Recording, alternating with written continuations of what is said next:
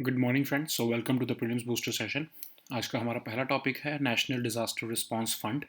तो अभी high level committee जो है यूनियन होम मिनिस्टर की, उन्होंने सेंट्रल असिस्टेंस अप्रूव कर दी है। नेशनल डिज़ास्टर रिस्पांस फंड में से पैसा निकाल के 5 स्टेट्स और एक यूनियन टेरिटरी को दिया जा रहा है, क्योंकि वहाँ पर फ्लड्स और लैंडस्लाइड्स आए थे 2021 में।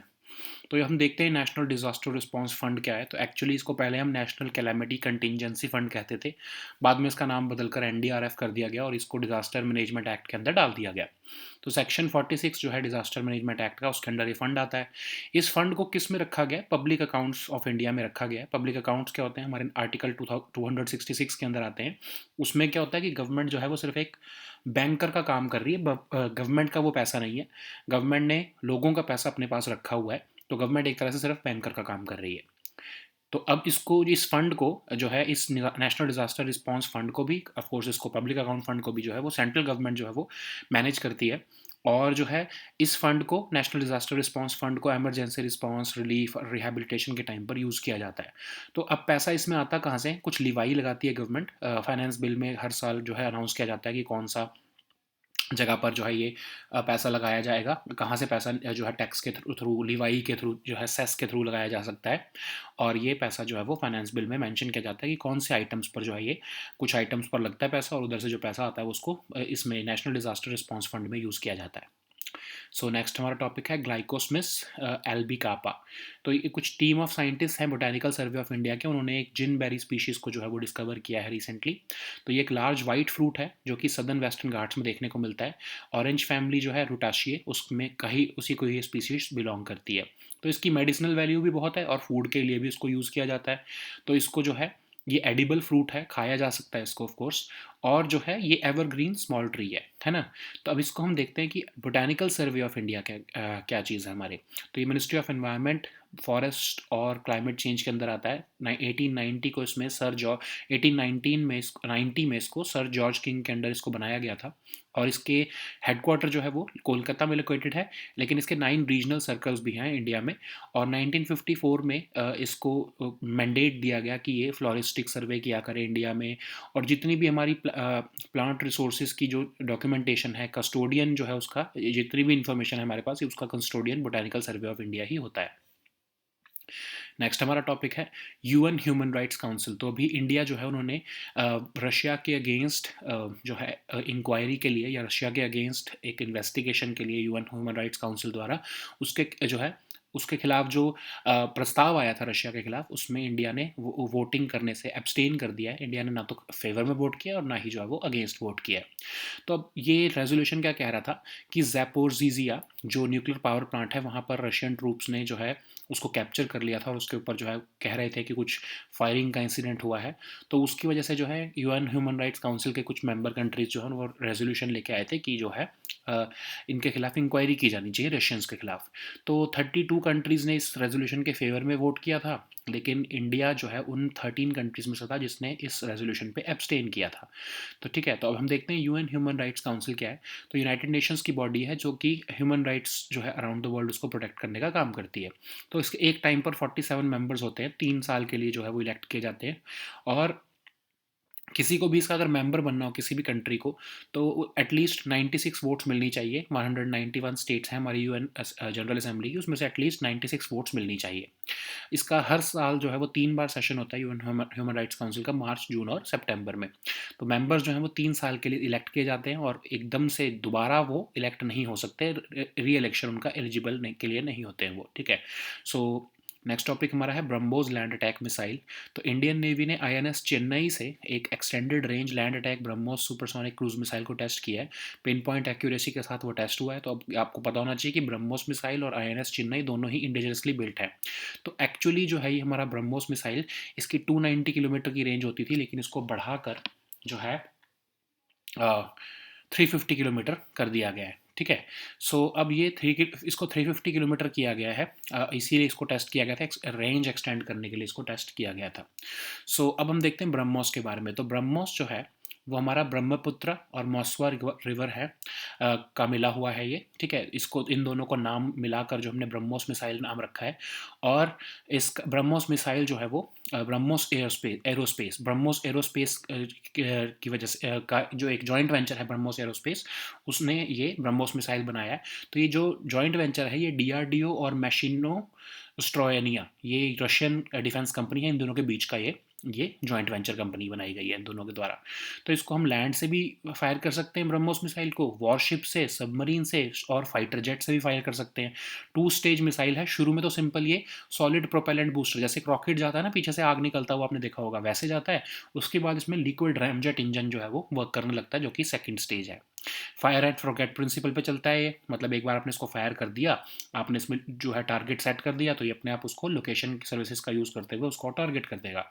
फिर इसकी जो ब्रह्मोस है, हमने उसकी एक्सचेंज जो उसकी रेंज है उसको हमने 450 किलोमीटर, ये वाला जो ऊपर जो हमने लैंड बेस्ड टेस्ट किया उसकी तो हमने 350 किलोमीटर की है। बट हमने जो खासकर जो नेवल वर्जन्स जो हमने टेस्ट किए हैं उनकी हमने जो रेंज है वो 450 किलोमीटर तक जो है वो एक्सटेंड कर लिया, और कहा जा रहा है कि आने वाले टाइम में हम उसको 600 किलोमीटर तक कर लेंगे। सो नेक्स्ट टॉपिक हमारा है नॉर्दर्न रिवर टेरेपिन। तो अभी कुछ फॉरेस्ट ऑफिशियल्स जो हैं उन्होंने जो है हमारे 10 टर्टल्स जो हैं, बहुत सारे टर्टल्स के ऊपर जो है वो जो नॉर्दर्न रिवर टेरेपिन, इनको हम ये टर्टल्स हैं एक्चुअली, जो कि इंडिया के सुंदरबंस इलाके में मिलते हैं। तो अब जो है बहुत सारे कुछ टर्टल्स को के ऊपर जो है वो जीपीएस ट्रांसमीटर लगाए थे हमारी गवर्नमेंट, इन्होंने हमारे साइंटिस्ट ने। और उसमें से 3 ऐसे टर्टल्स हैं जिनको देखा गया कि वो जो है क्रॉस कर गए, ठीक है। मतलब वो क्रॉस करके बांग्लादेश पहुंच गए। तो बांग्लादेश जब वो पहुंचे, तो इससे क्या पता चल रहा है कि वो सिर्फ 6 हफ्ते के अंदर वो हंड्रेड्स ऑफ किलोमीटर्स जो है वो ट्रैवल कर सकते हैं, ठीक है। तो अब जो है हम देखते हैं कि ये नदर्न रिवर टेरापिन है क्या। तो ये स्पीशीज ऑफ रिवरिन टर्टल है, और ये एशिया के लार्जेस्ट फ्रेश वाटर और ब्रैक वाटर टर्टल्स में से एक है। बांग्लादेश और इंडिया में सुंदरबंस में पाए जाते हैं, वैसे कंबोडिया, इंडोनेशिया और मलेशिया में भी मिलते हैं। तो वैसे तो ये एक्वाटिक एनिमल हैं, बट ये टेरेस्ट्रियल भी नेस्टिंग करते होते हैं। तो इनका क्रिटिकली एंडेंजर्ड जो है वो कंजर्वेशन स्टेटस है as per IUCN red list, ठीक है। सो नेक्स्ट टॉपिक हमारा है प्रेडेटरी प्राइसिंग।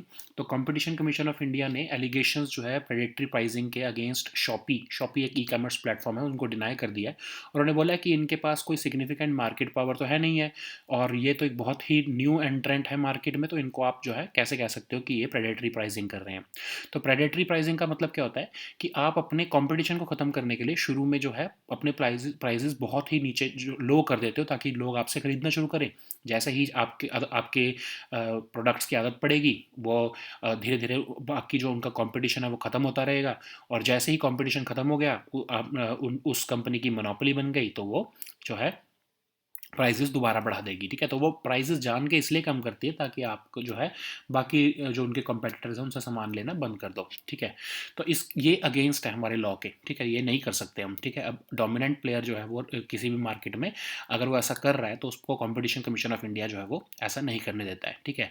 तो हमारे इंडिया में सेक्शन 4 ऑफ कॉम्पिटिशन एक्ट के अंदर ये प्रैक्टिस जो है वो प्रोहिबिटेड है, ठीक है। तो उसको हम कहते हैं abuse of a dominant position, ये हमारे इंडिया में प्रोहिबिटेड है। तो कंपटीशन कमीशन ऑफ इंडिया जो है हमारा, ये anti competitive agreements, abuse of dominant position by enterprises जो है इन सबको जो है वो रोकता है, ठीक है। वो कहता है कि आपको ये नहीं कर सकते हो। और दो कंपटीशन एक्ट जो है 2002 उसके अंदर इसको बनाया गया था। तो कंपटीशन कमीशन ऑफ इंडिया जो है वो सेंट्रल गवर्नमेंट ने 14 अक्टूबर 2003 में इसको बनाया था। इसमें एक चेयरपर्सन होता है, 6 मेंबर्स होते हैं, मैक्सिमम 6 मेंबर्स होते हैं, मिनिमम जो है 2 मेंबर्स होने चाहिए इसमें। अब अपार्ट फ्रॉम ऐसे ही इन्वेस्टिगेशंस करना कि कोई डोमिनेंट पोजीशन का इस्तेमाल तो नहीं कर रहा है, मोनोपोली बनाने की कोशिश तो नहीं कर रहा है, और मार्केट में क्या कंपटीशन अच्छा है या नहीं है, ये कोई अगर इसको स्टेचुटरी बॉडी भी अगर कोई ऐसा केस ओपिनियन देने को कहे या कोई इसको इन्वेस्टिगेशन को करने को कहे, तो उसके लिए भी कमीशन काम करता है। तो नेक्स्ट टॉपिक हमारा है नो फ्लाई जोन। तो रशिया ने जो है अभी यूक्रेन के ज़ैपोरिज़िया जो है न्यूक्लियर पावर प्लांट पर अटैक किया था। तो उसकी वजह से जो है नेटो कंट्रीज़ जो है वो उसमें आवाज़ उठने लगी है कि यूक्रेन के ऊपर नो फ्लाई जोन बना दिया जाए। तो नो फ्लाई जोन का मतलब क्या होता है कि कोई भी अनऑथराइज्ड एयरक्राफ्ट उसके ऊपर से फिर यूक्रेन के ऊपर से जो है वो फ्लाई नहीं कर पाएगा। तो ऐसे रिस्ट्रिक्शंस इराक में लगाई गई थी गल्फ वॉर के टाइम पर, बॉस्निया हर्जेगोविना में भी लगाई गई थी, फिर लीबियन सिविल वॉर के टाइम पर भी लगाई गई थी। लेकिन जो नेटो है वो ऐसा क्यों नहीं करना चाहता, क्योंकि इससे क्या होगा कि जो कन्फ्लिक्ट है वो एक न्यूक्लियर कन्फ्रंट्रेशन के रूप में आ जाएगा। इसका मतलब कैसे हुआ, समझ लो, यूक्रेन को हमने नो फ्लाई जोन बना दिया, लेकिन रशियन जो है वो तो अपने जो है अटैक एयरक्राफ्ट या जो हम अपने फाइटर जेट्स तो उड़ाएगा, क्योंकि उसने वॉर लड़नी है। तो फिर उसमें क्या होगा कि मजबूरन नेटो पायलट्स को रशियन एयरक्राफ्ट को शूट करना पड़ेगा। और अगर रशियन एयरक्राफ्ट को नेटो पायलट्स ने शूट कर दिया तो उससे क्या होगा कि जो कन्फ्लिक्ट है वो इतना बढ़ जाएगा कि न्यूक्लियर थ्रेट आ जाएगा। ठीक है, इसीलिए जो है नेटो जो है वो थोड़ा हिचकिचा रहा है कि वो यूक्रेन के ऊपर नो फ्लाई जोन बनाए। सो हमारा नेक्स्ट टॉपिक है ज़ैपोरिज़िया न्यूक्लियर पावर प्लांट। तो ज़ैपोरिज़िया जो है न्यूक्लियर पावर प्लांट, ये यूरोप का लार्जेस्ट न्यूक्लियर पावर प्लांट है, और इसको रिसेंटली भी रशियन शेलिंग में जो है वो नुकसान पहुंचा था, यहाँ पर आग लग गई थी। तो लोग डर गए थे यूरोप में कि कहीं दोबारा से चेरनोबिल जैसा डिजास्टर ना हो जाए। तो यूक्रेनियन अथॉरिटीज़ ने बाद में उसके बाद अनाउंस किया कि नहीं, वो फायर पे हमने कंट्रोल कर लिया, और जो डैमेज जो है वो इतना डैमेज नहीं है कि उससे जो है वो कुछ न्यूक्लियर वेस्ट या फिर न्यूक्लियर जो हमारी यूरेनियम का कुछ लीक होगा। ठीक है, तो उसको जो है अब ये हम देखते हैं कि सेपोर्जिया लोकेटेड कहाँ पर है। तो ये एनारोधार यूक्रेन में लोकेटेड है, नाइपर रिवर के पास, और ये लार्जेस्ट न्यूक्लियर प्लांट है, न्यूक्लियर पावर प्लांट है यूरोप का, और one of the 10 largest nuclear power plants in the world है। ठीक है, so now let us see all these topics in English. So the first topic is National Disaster Response Fund. So recently, the High Level Committee under the chairmanship of Union Home Minister has approved additional central assistance under the National Disaster Response Fund to 5 states and 1 union territory. So what is this National Disaster Response Fund? So actually, it is defined as the Section 46. It is actually earlier known as the and National Calamity Contingency Fund.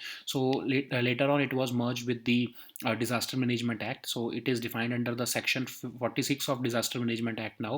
So it is placed under the Public Accounts of India. Okay, so you know that Public Accounts of India is under Article 266 subsection 2 of the Constitution. So government under the Public Account of India, the money which the government receives, the government is merely acting as a banker to those to that money. Okay, so it is not government's own money.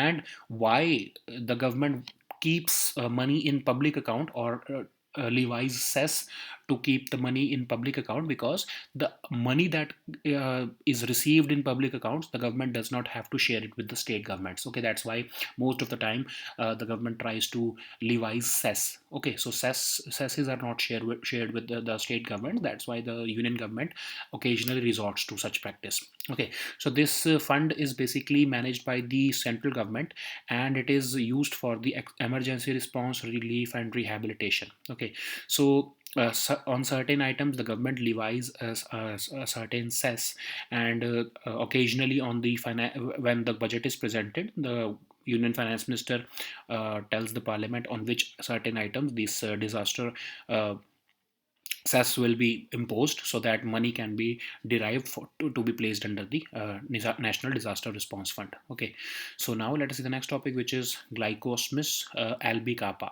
So recently, a team of scientists from Botanical Survey of India have discovered a new ginberry species from Kanyakumari Wildlife Sanctuary in Tamil Nadu. So this is a large white fruit, and it is endemic to southern Western Ghats, and it belongs to the orange family Rutaceae. Okay, so it is used for the medicinal values and food, and it is collected from the wild by local people for food and medicine. So it is of course an edible fruit, and it is an evergreen small species, a small tree. Okay, so about the Botanical Survey of India, it falls under the domain of Ministry of Environment, Forest and Climate Change. It was established in 1890 under the direction of Sir George King, and its mandate is to explore, collect, identify, and document the rich plant resources of the country. Its headquarters is located in Kolkata, but it has 9 regional circles also. Okay, so it undertakes floristic surveys. It also documents the plant resources of India at the local, district, state, and national level. Okay, so now let us see the next topic, which is UN Human Rights Council. So recently, after an attack on Zaporizhzhia nuclear power plant, there were calls in UN Human Rights Council that there must be an investigation against Russia's actions in Ukraine. So there was a vote upon such a resolution, in which India abstained.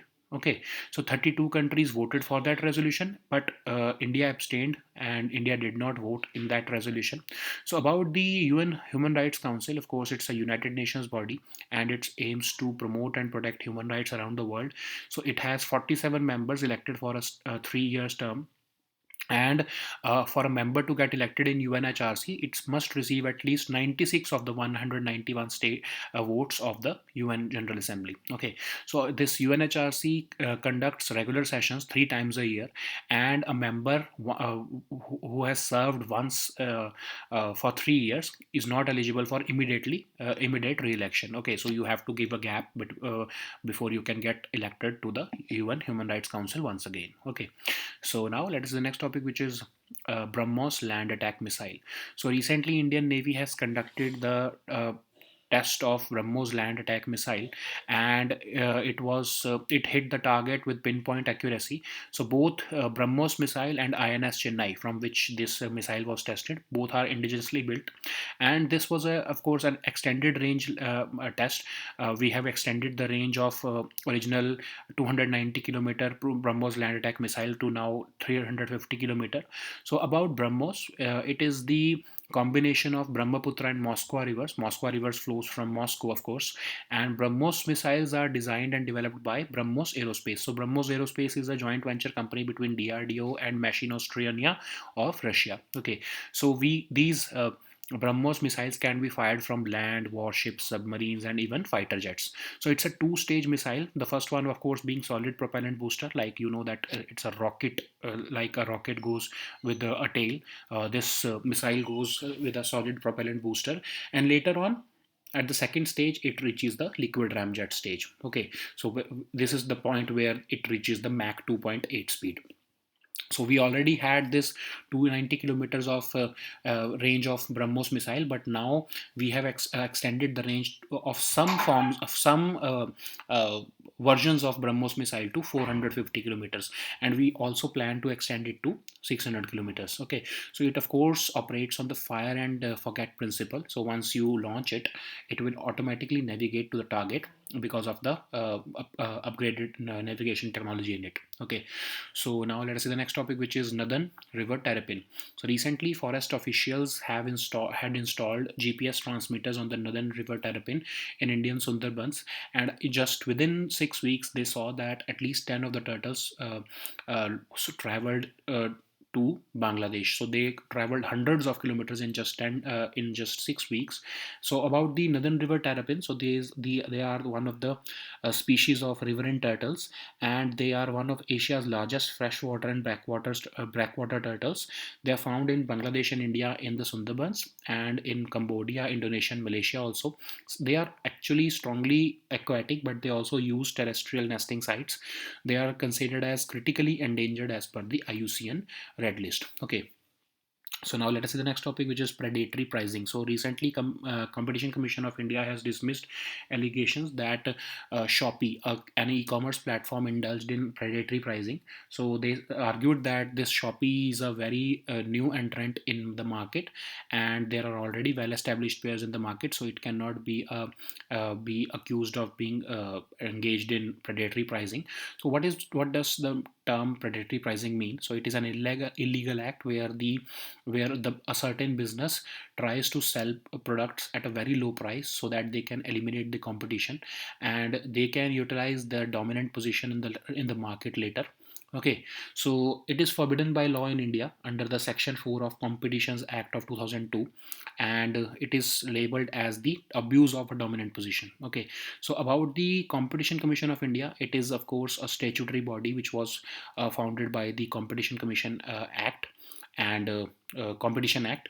It was of course amended later on in 2007 also to accommodate modern competition laws, and this Commission of India prohibits anti-competitive agreements, abuse of dominant positions by enterprises, and regulates combinations also. So like you know that certain arrangements are happening in the telecom industry where some telecom major companies amalgamate with each other so that they can become too huge and they can swallow the customer base of other companies. So in such cases, Competition Commission of India does not allow such mergers. Okay, so it was established by the central government in October 2003. It has a chairperson and it has maximum of 6 members. Of course, all of them are appointed by the central government, and there must be no less than 2 members at one time. So it can also give opinion on competition issues in case a statutory authority gives reference to this Competition Commission of India. Okay, so based upon it undertakes research also, it creates public awareness also, and it imparts training on competition issues also. Okay, so now let's see the next topic, which is no-fly zone. So recently, Russia attacked the Ukraine's Zaporizhzhia nuclear plant, and therefore some members of NATO are calling for establishing a no-fly zone over Ukraine. So under a no-fly zone, on all unauthorized aircrafts will be banned from flying over Ukraine, and if it is imposed, then it will escalate the conflict to a very high level, maybe at the nuclear level also. So is it the first time if such no-fly zone has been imposed? So no, we have already, with the NATO has already imposed no-fly zone over parts of Iraq, then Bosnia and Herzegovina conflict also, and later on in Libyan civil war also. Okay, so why NATO is hesitant of taking such a step? Because they know that it will escalate the conflict to a nuclear level. Because if Ukraine is declared as a no-fly zone, then Russian fighter jets are operating already, and they are going to operate in any way. So in case the NATO sees Russian fighter aircraft over Ukraine, then it will have to forcibly shoot it down. And if a Russian aircraft is shot down, then it will of course lead to the escalation of conflict to the nuclear level. Okay.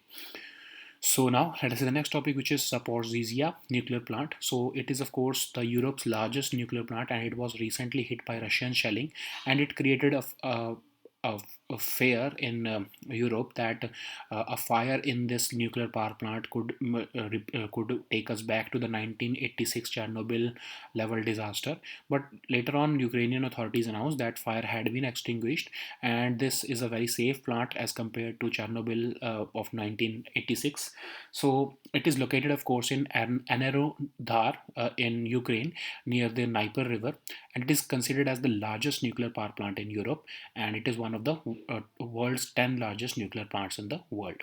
Okay, so these were our topics for today. We'll meet next time with new topics. Until then, goodbye and take care.